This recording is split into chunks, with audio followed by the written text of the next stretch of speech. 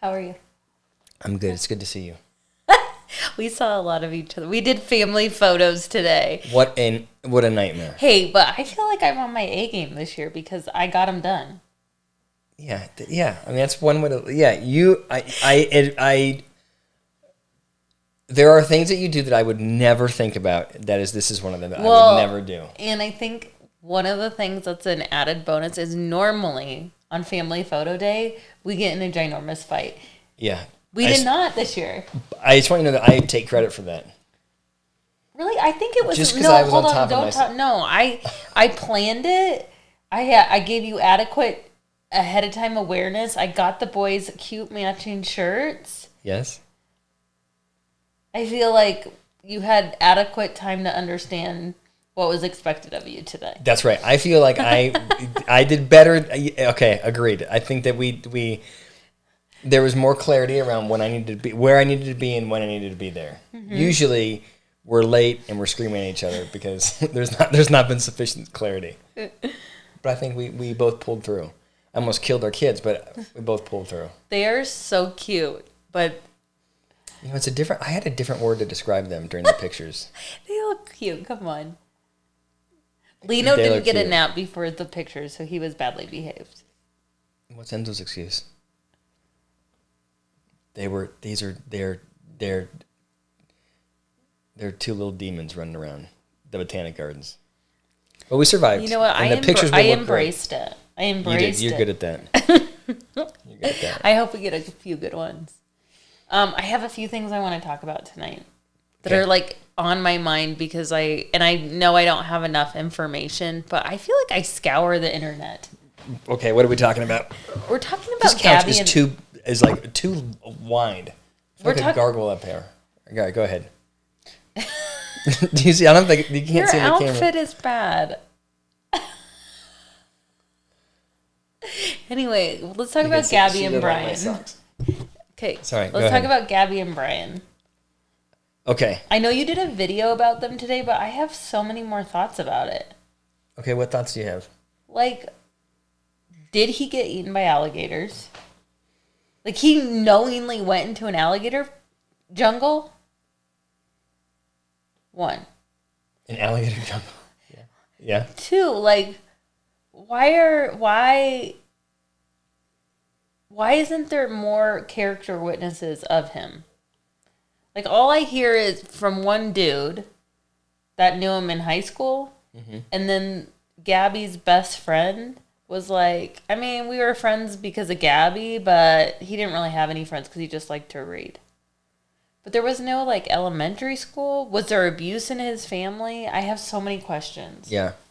Yeah, I think it's early for us to start diagnosing. I mean, everybody wants to diagnose him with everything under the sun. I think it's early because we just don't know enough.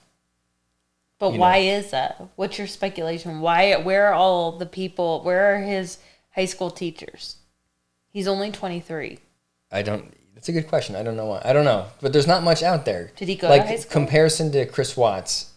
With Chris Watts, I feel like there's so many sources of information that you could kind of get a good read on who this person was and feel good about diagnosing him. But there is the hour, it's like an hour and 17-minute video of the police's body cam footage where you get a pretty good, I mean, you see the guy in action for an hour. And what's he doing? I think that there's debate about it because, I will leave myself out of it. The debate is, somebody calls the police and says, we saw this guy smack this girl. And then the police track down Gabby and Brian. They pull them over. The police, by the way, never mentioned the fact that they got this call. So we don't know if the police that pulled over Gabby and Brian knew about the fact that someone had said that that he had smacked her. But he was speeding. The police pull him over. And when he's pulling over, he slams into the curb because Gabby was hitting his arm and made him run into the curb. So they hop out of the car. Gabby is hysterical. She's hyperventilating. And they pull her out. They separate her. And then they talk to Brian, who is calm and composed. I would say jovial and was like cracking jokes and was like trying to like relate to the officers. And the officers were engaging in that with him, which the internet is unhappy with. But Brian had scratches on his face. Gabby had no injuries to her and was, super distraught. And so the internet is saying, some people on the internet are saying, he's a sociopath, he's a narcissist, what a creep, he's definitely, the police missed out because if they looked at him, they would know that he's a killer. I feel like that's the mantra of the internet. And my personal perspective is, if you didn't know how the story ended, if you just looked at his behavior in this traffic stop, I think it's totally unreasonable for people to say that they could have known that he was dangerous. Well, that's my view. I have a devil's advocate. Oh, okay. Because I feel like if the 911 called, and that when they're checking the plates, like, doesn't that all run and they would know that 911 was called on that person for the guy hitting her? There must have been. Hold on, I want to finish. And then she gets out, and all she says is, "I was cleaning, and he was upset with me, and he just doesn't believe in me. He doesn't think I can do it." Like, I can see, like, I could feel the frustration in her. Like, I bet it was like he was doing gaslighting and making her feel like crazy, like making her feel like she had OCD. Mm-hmm. That's what I was going to say. I mean, I agree. I don't have a problem with that. I agree. And then how frustrating if you were Gabby and your boyfriend's just like, yeah, crazy one over there, right? But everything you're pointing to points to Gabby being the one that turns physical. He had cuts on she admitted to hitting him. He had cuts on his face from her hands and her phone. And what you're describing there is behavior that he engaged in that would have triggered Gabby to be aggressive towards him. Right? Well, but what we're saying is, should the police have been able to talk with Brian and immediately known that this is the guy that's dangerous? Because at the end of the story, we know that Brian ended up killing her. So the police missed something. And the question is, were there clues they should have picked up on? Well, I just wonder, are his scratches defensive scratches? Like, was he restraining her? And, like, they would be able to find that, like, a coroner would know that. And, like, by looking at, like, if it's defensive wounds on him. Defensive wounds meaning, was he defending himself? Or he was attacking her and she scratched him. She's defending, because, like, there was a picture of her arm, like, totally swollen, like, maybe from him restraining her. And, like, if that's all she could do, I don't know. I have so many thoughts. I mean, the cops didn't see that. She admitted to scratching him. Mm-hmm. I think the true takeaway that should be, though, that you cannot pull somebody over with in any kind of domestic dispute and think that on the side of the highway a cop is going to effectively interview a victim. Yeah. Like, there's no way in that situation that Gabby would just not. She was literally hyperventilating, couldn't speak, and they think that they're going to get the right picture of what that relationship looks like. They should definitely have brought them in, got a third-party advocate. There should be a policy around separating them and having space for a conversation versus just moving them along. Yeah. And, yeah, well, that did not end well. No. Do you think he's alive, or do you have a theory? I have no theory. I can't believe these people live by themselves. Like, it's like, it reminds me of Alone, that show. Like, can he really do that? They say that he does that. Like, he just goes off into the wilderness for months at a time. We're talking about the History Channel Alone. It's one of my favorite shows. Yeah. I don't know. Because if that's the case, his head is going to get to him. I didn't read. I mean, my theory was that he got mad, lost control, killed her, or left her, went home to tell his parents, like, hey, this didn't go well, what do I do? And I think his parents, my mind goes to, did his parents say, go lose yourself somewhere? Or did he tell his parents, I'm just going to go meditate, whatever, at this wildlife refuge, and then just go somewhere else? Like, all the police, everybody is looking at this one swamp in Florida, But who's to say he didn't head north or go to Costa Rica or God knows where he is. He had so much time to get away. Right? It's sad. It's a really sad story, and if you're ever in a situation of violence, please call a hotline. Do you have a hotline number? I'll link one. I do. Put a hotline up here. I do. We can link one, and it's a good call out. Because like you don't want that to be you, and I think it happens really fast. Yeah, I don't think his intention was not to do it, but if it was a pattern for them, and isn't that the pattern of abuse? Like it just gets worse and worse until it's done. I think it gets worse and worse till it's done. I also think that the way we portray the cycle of violence is, I don't think it's totally accurate.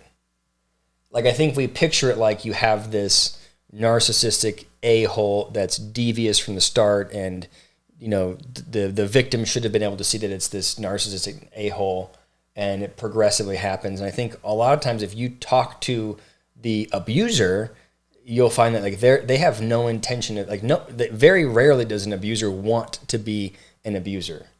Like the cycle of violence happens to them as well, where they think they're in the relationship and they're doing their best in the relationship, and they think they've got it together, and then they just lose control. And the abuser is devastated by the fact that they've lost control. Like I feel like the public narrative is that the abuser is always in control and he's manipulating this woman through this cycle of violence, right? But what happens is for both of them, there is an outburst, there's abuse, and they're both devastated by it. And so the apology is sincere, and the abuser wants to make it right. And you know what I mean? And so I think what happens is when we talk about it like it's this devious a-hole, I think it's easy for women to look at their partner and go, well, he's not an asshole. Yeah, he hits me, but he's not an asshole, so he doesn't fit this cycle of violence, right? But that is the cycle of violence. It's not always like the internet in this case has jumped to he's a sociopathic narcissist. It's like, well, maybe not. He could have just lost control for that moment, right? Maybe he's not super, I would guess he's not super stable, but he could have lost control for a moment, and that happened, You can't take that back, though. You for sure cannot take that back. There are things, like, this is what I was saying in my videos, that there are things that if you know how the story ends and then you watch the conversation that he had with the police officers and you think about their relationship, there are definitely red flags.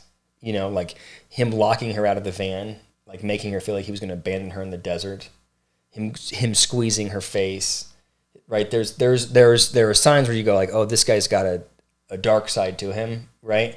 And so I think that he may not have hit her prior to that, but I think he definitely did things where he asserted control in a really unhealthy and abusive way. Well, and that goes back to my point where I think it was defensive, because like I did see in the video where she was like, he was grabbing my face, and I was like, well, then that makes sense. Like she was just flinging herself, like yeah, that's a vibe. Yeah, that could have been because even I'm making the mistake of listening to their discussion of what happened on the side of the road, and it's like we know that those kinds of in that setting you cannot listen to what they're saying. Yeah. Like the typical victim is not going to accurately portray their abuser when their abuser is freaking 30 feet away and they're on the side of a highway listening to some gruff cop decide whether or not he's going to charge her. It's a really sad situation. I do hope that the system, I hope that there's learning that comes from it. Yeah, well, there's learning for me for sure. And again, like, please call this hotline that you're going to put up there. Yeah, I will. And one other thing, can I say one other thing about it that I think that has been shocking to me? There's a, do you know who Patrice O'Neal is? Mm-mm. He's like one of the funniest comics of all time, black man. He was hilarious, and he passed away, I think, like 3 or 4 years ago. But he had this joke about how if he ever goes into a dangerous situation, he always brings a white woman with him, just in case something bad happens, because he knows that if it's a white woman that's around him, the police will come to save them. Mm-hmm. But if it's a black man that gets lost, the police won't come and save him. And I was reading on the internet, the number of people of color that have been lost in the last like 2 months, the same time period as Gabby and Brian, it's overwhelming. It's like an overwhelming number of people have been lost, but it's received no public attention.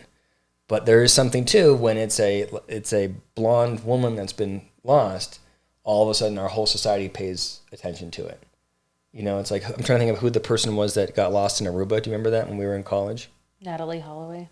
Right? Mm-hmm. All of a sudden there's a lot of attention on, the spotlight shifts for different people, and the hope is that we learn from it. And, you know, I'm not saying it shouldn't be on Gabby, but I think this is way more common than maybe we think it is. Like people just go missing? Yeah. What is up with our news outlets? Get it together, people. Yeah. I feel like that's the only thing in my feed. I know. Yeah, I know. Okay. That and ADHD. Okay, can I talk about, we'll end with ADHD, but can I talk about, you don't care about this, and I don't know why I do, but can I just yell about Megan Fox and Travis Barker? Do you know who Megan Fox and Travis Barker are? No, but you keep talking about them. They're so annoying to me. There's two couples. There's of the Kardashian sisters. There's Kim, Khloe, and Kourtney, right? Well, and there's the younger twins. Okay, but of like the original three, the oldest one is Kourtney. Do I have that right? Yeah. Okay, Kourtney is now dating Travis Barker. Who is what? Travis Barker was the drummer from Blink-182. Mm. And he also had, when he was in Blink-182, or maybe right after that, he had a... is he like 60 now? He's too old for her. No, he's like I think he's like in his 40s. But he also had an MTV show with his ex-wife about, you know, living with the Barkers or whatever. Okay, so Kourtney and Travis are together. Travis plays drums with Machine Gun Kelly, who's a rapper. Machine Gun Kelly is now dating Megan Fox, who used to be married to and has a kid with, I think his name is Brian Austin Green, the guy from 90210. Oh. You know that one? Tori's boyfriend. I don't know. Okay, whatever.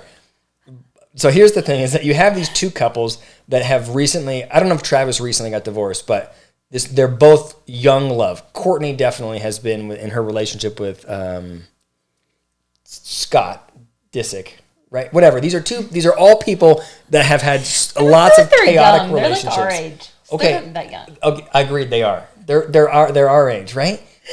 What's driving me crazy is that both these relationships have incredible velocity to them. They went from 0 to 60, right? Like Megan Fox got divorced from Brian Austin Green or whatever his name is, hooks up with Machine Gun Kelly because she's in a movie or a music video with him, and they are like hardcore in love. Same thing with Travis Barker and Kourtney Kardashian. It seems like it goes from 0 to 60. And then they go to the VMAs and they are kissing. Like I'll try to get a clip of it in the video here, but they are kissing like porn stars kiss, and everybody's taking pictures of them. Like it's not like they're not kissing like lips. It's just like all tongue together. Like they're just and everybody's going. You know, it's like America's Next Best Couples. Kardashian is doing that. Yeah, with Travis Barker. It's like what's shocking to me is like just the pace of the relationships, the intensity of the relationships, and then that we all as viewers are supposed to look at this and go, oh yeah, these are really healthy relationships. And I just telling you right now, if in 5 years those two couples together, I will make an apology video. If we do shrink wrapped in 5 years, I will apologize then. There's like in my mind, there's no way those relationships are. It's hard for me to believe they're sincere relationships beyond just the energy and the lights and right. It's like all these people that are kind of like over the hill in their entertainment careers. And it's like they're back in it, and it's like, let's do a super gross tongue kiss at the VMA so everybody can see. It just feels like so insincere to me. That sounds terrible. I like how you don't know any of those people, and I don't know why I'm so... I know something what is about so funny is like, I'm like, where do you find the time? And you watch the VMAs? When did that happen? And it's all Yahoo News. It's my homepage is Yahoo News. Your knowledge of pop culture is unbelievable. I mean, I love it because I get it from you, but I'm shocked. Like, let's talk about Pink at the VMAs. Why are we talking about You know Khloe what? or Kardashian? Who, by the way, like she's had a traumatic relationship for like 10 years with that guy that was really like a tool. You know? I don't think she's a good picker. I don't think the Kardashians, they have really sort of been striking out on the relationships. They have been striking out. Yeah, they have. They have really cute babies, though. I hope all the babies are emotionally healthy later. It's nerve-wracking. Yeah. Because they have such a gaggle of them. Yeah, it's probably. I would imagine I would assume it's a chaotic childhood. Yeah, shoot. Always being videotaped. Yeah. Always having to look a certain way. Yeah. I think they do actually. I believe I read somewhere that Kanye and Kim are pretty protective from the paparazzi with their kids. I do think that they've made an effort there. What's going on with them though? Like they're divorced, right? They're divorced, but I did read that I think it was for the, I could have this wrong. Someone correct me in the comments. I think for the Met Gala that Kim wore I think she wore a see-through black. She wore all black, like in mourning. No, but like a sheet, like she was covered in black. You couldn't see her face. Like a burqa. But like form-fitting, like a sexy burqa. But it was like sheer. Okay. Like I think she could see through it. Okay. It wasn't like a burqa. It was her whole body covered in black, and she had a companion also covered in black. And so there were like murmurs, like, well, is that person that's in black, is that Kanye West? And we don't know because he's covered in black also.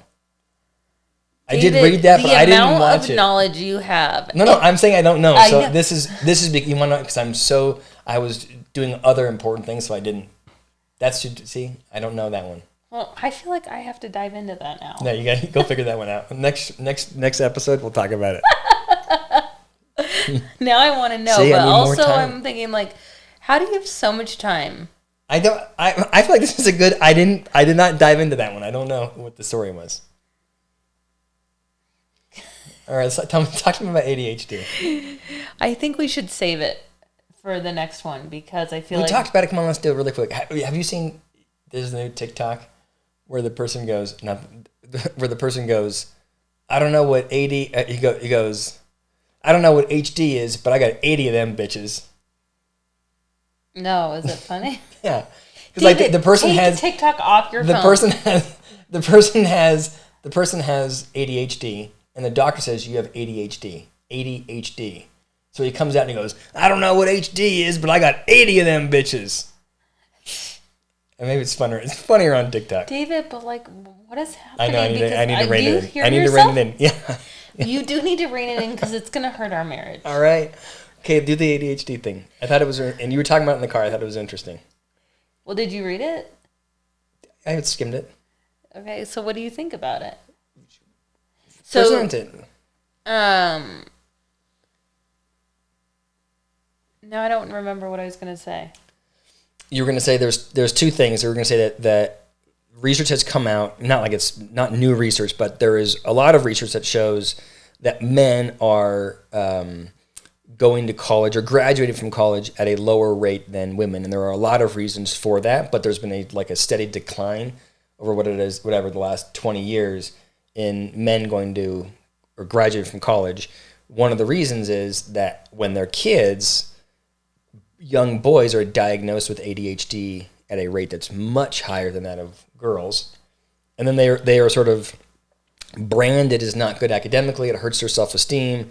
And then they hate school, and then they don't follow through. Well, and their medication stunts their spontaneity and creativity, the article said. Yeah. I mean, I don't know if that's related to the college thing, but I think it's a... How could it not be? Like, if you just are just like... If you... I mean, I feel like, how could it not be? Well, I don't know that it's going to stop somebody from getting a degree in engineering. But if they're not feeling, if ADHD limits passion, like drugs limits people's passion. Yeah. Then they probably wouldn't get passionate about going to study a certain subject in school or something like that. Yeah. You know, like, I feel like some people are super passionate about doing filmmaking or art, or you know what I mean? And if it's stunting that, that makes sense to me. What is interesting about that is, now that you're saying that, there's probably a lot of people that have ADHD that are interested in those kinds of things. And the drugs may... Yeah, I think you're probably right that the drugs stymies that a little bit, and then all of a sudden they just think college is about being an engineer, and they're like, I'm not interested in that. There's no passion there. I don't know. I think that it's the saddest thing that, I mean, to me, it's so sad to hear that, like, I think it's amazing we've been focusing on women, and I've been part of that, but I feel like in the process, we're leaving our young men behind. Like, the idea that it's like 60-40 in college now, which is such a decrease, it saddens me, because that's not the idea of it either. I think it is. I think it's... And as a mother of two boys, it makes me nervous. It's not the cultural zeitgeist right now, but I think that... I think right now there are benefits right now that to be more focused on women, you know, and I think that the shift in focus isn't a problem, I guess, but it shouldn't come at the neglect of men. And I do think if you look at people in poverty, people that are victims of violence, people that are incarcerated, people that don't graduate from college, people that are diagnosed with ADHD, I think like there's in many segments, there are many areas in which men don't do as well as women. And like my own personal experience of it is, you know, it is less socially acceptable, for example, for men to have support. If you're a single dad, good luck finding a support group. If you're a beleaguered husband, good luck finding a support group. Like that, like I think it is much more, our society is much more accepting. It's much more it's socially more acceptable for women to gather in a supportive way than it is for men. And I do think that is... I think it's a limit. I mean, it's a limit. It's hard to be like the white guy being like, yeah, you poor us. And I do think that there are certain areas that we probably should pay attention to. We should definitely pay attention to it, because we don't want a whole generation of disenfranchised men. Yeah. That would be terrible, because I think it leads to anger. Yeah. And testosterone and anger probably don't work well together, as we've seen in Afghanistan. Agreed. Prior. Okay. Oh, okay, yes, okay. 2001 Afghanistan. All right. 2001 Afghanistan. Yeah, like a lot of like Al Qaeda were disenfranchised adolescents. Oh, I was like, what are you? Couldn't figure out where. Sorry, I went there, but yeah. I always think about that. But I do think it is important now, and we need strong men like you to lead the charge. Like me. Yeah, like start a support group for dad. Like I don't feel like dads do what women do. Like we all hang out together. We plan stuff so that all of us get together. I don't feel like dudes do that to support each other. Like you guys don't go support each other when new babies come, but like maybe you guys should. I think we should. No one's bringing over a turkey or whatever. No, we bring like a bottle of bourbon and a cigar. Good luck, bud. That's kind of the way. Did you actually do that, or did you just say that you did it? Because I don't think you even actually did that, because that would have been helpful. And I don't think anyone did that for you. Okay, geez, tough crowd here. But I'm just saying, like. But we do that. I do have a friend that did that. Who? Brought you bourbon? No, not for me, but for somebody else. That was like that was his gift when the person when the person had a child. Oh, that's so sweet. Yeah. See? But he's a pastor. That's why. I guess so. He's leading that charge, and you should too. I'm challenging you. All right, God, okay. Can we end this one? I feel like the last like 5 minutes has turned a little hostile over there. Well, the other thing that I thought was really interesting that I read was that ADHD is missing a component in the diagnostic criteria for it, and I'd love to hear your perspective on that. It's like I don't totally agree with this one. Okay, why not? But can you share what you're talking about? They are, and you're gonna have to do the acronym because I don't remember it. But they're missing like the emotional regulation component. And so what they're saying is that a lot of ADHD has emotional dysregulation. And so they're, so maybe diagnoses are incorrect because like people may be getting diagnosed with, what's the one where kids are sociopaths, but they're not? It's like it's a pre-sociopath conduct disorder, but it's really probably ADHD, and they're unable to emotionally regulate. What do you think of that? I guess I was thinking about it a different way. Well, how are I don't think people are, or I would have a hard time believing that oppositional defiant or conduct disorder are being misdiagnosed when it's really ADHD. I would have a hard, conduct disorder is a pretty intense diagnosis. Like, I don't think that's, I'm not a child expert, but that would be a stretch for me. I think that the symptoms of, I guess I would look at it the other way. I think that the symptoms of ADHD, that hyperactivity and the energy around that, can make it harder for someone to regulate their emotions. And so I agree that emotion dysregulation exists in people that have, or can exist in people that have ADHD. It's interesting to think that somebody could be diagnosed with ADHD, but really the issue is emotion dysregulation. That makes sense to me. That part makes sense. But like